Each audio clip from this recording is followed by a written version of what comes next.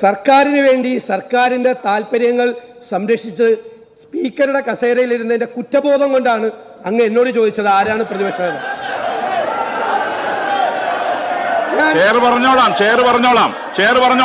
I register my strong protest.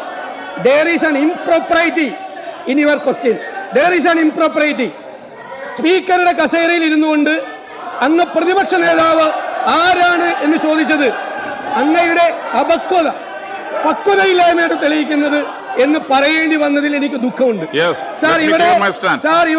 ഇവിടെ ഞങ്ങൾ അങ്ങ് ഒരിക്കലും ചോദിക്കാൻ പാടില്ലാത്ത ഒരു സ്പീക്കറും ആ കസേരയിൽ ഇരുന്ന് ചോദിക്കാത്ത ചോദ്യമാണ് ചോദിച്ചത്. സ്പീക്കർ പദവിക്ക് അപമാനകരമായ ചോദ്യമാണ് അങ്ങ് ഉന്നയിച്ചത്. ഇവിടെ അങ്ങ് കൂട്ടുകയാണ്. ഈ സർക്കാരിന്റെ എല്ലാ വൃത്തികേടുകൾക്കും കൂട്ടുനിന്ന് പ്രതിപക്ഷത്തിന്റെ അവകാശങ്ങളാണ് അങ്ങ് ഹനിച്ചത്. സാർ, അതുകൊണ്ട് ഞങ്ങൾ ഈ ചോദ്യോത്തര വേള ഞങ്ങൾ ഒന്ന് കേൾക്കണം ബഹുമാനപ്പെട്ട പ്രതിപക്ഷ നേതാവ്. ഏതായാലും ഫ്ലോറിൽ ഡോക്യുമെന്റ് ചെയ്യേണ്ടതാണല്ലോ. ചെയർ പറയാം. യെസ് സാർ,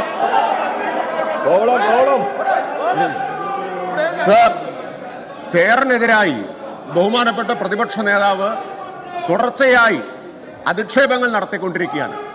ആ അധിക്ഷേപത്തിന്റെ പാരമ്യമാണ് ഇന്ന് നാം കണ്ടത്. കേരളത്തിന്റെ ചരിത്രത്തിലെ ഏറ്റവും അപക്വമതിയായ പ്രതിപക്ഷ നേതാവ് എന്ന പദവിക്ക് അദ്ദേഹം ഇതോടുകൂടി അർഹനായിരിക്കുകയാണ്. ഈ ഫ്ലോറിൽ നിയമസഭയുടെ ചരിത്രം നോക്കിയാൽ ഒരു പ്രതിപക്ഷ നേതാവും ചെയറിനെ ഇതുപോലെ അധിക്ഷേപിച്ചതായിട്ട് നമുക്ക് കാണാൻ കഴിയില്ല. അങ്ങ് ശക്തൻ കൗൾ ഉദ്ധരിച്ചുകൊണ്ടാണ് അങ്ങയുടെ ഡിസ്ക്രിഷണറി റൈറ്റിനെ കുറിച്ച് ഒരു ചോദ്യത്തിന്റെ അഡ്മിസിബിലിറ്റി സംബന്ധിച്ച് ശക്തൻ കൗൾ ഉദ്ധരിച്ചുകൊണ്ട് ഇവിടെ വ്യക്തമാക്കുകയുണ്ടായി. ഏറ്റവും ആധികാരികമായിട്ടുള്ള പാർലമെന്ററി പ്രാക്ടീസ് സംബന്ധിച്ച അവസാന വാക്ക് ശക്തൻ കൗളാണ്.